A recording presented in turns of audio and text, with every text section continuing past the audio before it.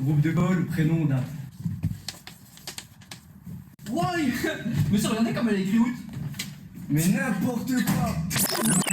Bref, je suis dyslexique. À l'école, j'ai appris à lire, et puis à écrire. Je confonds les lettres. Le A devient un U.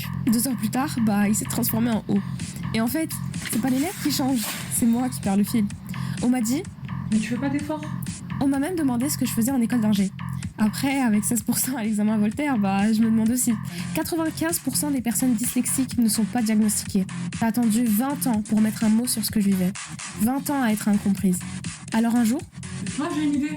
Et si on pouvait capter ce que mon cerveau essayait de dire? Et du coup, avec Rana, Sarah, Zoya, Yannick, Shama et moi-même, Jana, on a décidé de faire cette masterclass de projet. Donc, on a pris un casque, des électrodes, un CSV, un seuil. Et boum, un signal. Mais pour que ça soit crédible, il fallait plus qu'un seul signal. On a collé des affiches, on a demandé des cobayes, on a eu des cobayes. Ils sont venus, on leur a mis le casque et on a récupéré leurs signaux. Ensuite, on a nettoyé les données, ligne par ligne. Et puis, on a codé. Longtemps. Très longtemps. Et là, enfin, un graphe chelou. Des zones critiques et une question. Mais pourquoi? Parce que parfois, on a eu des réponses qui venaient plus du cœur que de la tête. 5 x 12. 24. On a refiltré, on a renettoyé et on a gardé les signaux les plus parlants.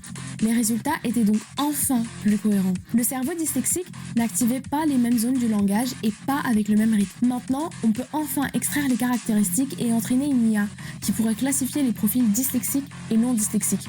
Le cerveau d'un dyslexique n'a rien de défaillant, il a juste sa propre manière de penser tout aussi efficace. Notre objectif n'est pas d'établir un diagnostic, mais c'est de faciliter un repérage précoce de la dyslexie. La dyslexie n'est pas une maladie, c'est une singularité, une différence et même une force. 50% des employés de la NASA sont dyslexiques. Coïncidence? Je ne crois pas. Einstein, Edison, Agatha Christie, tous dyslexiques. Tout le monde est un génie. Mais si on juge un poisson à sa capacité à grimper un arbre, il croira toute sa vie qu'il est stupide. Moi, je suis ce poisson. Et maintenant, je nage enfin dans le bon sens. Bref, je suis dyslexique. Et maintenant, on m'écoute. Enfin.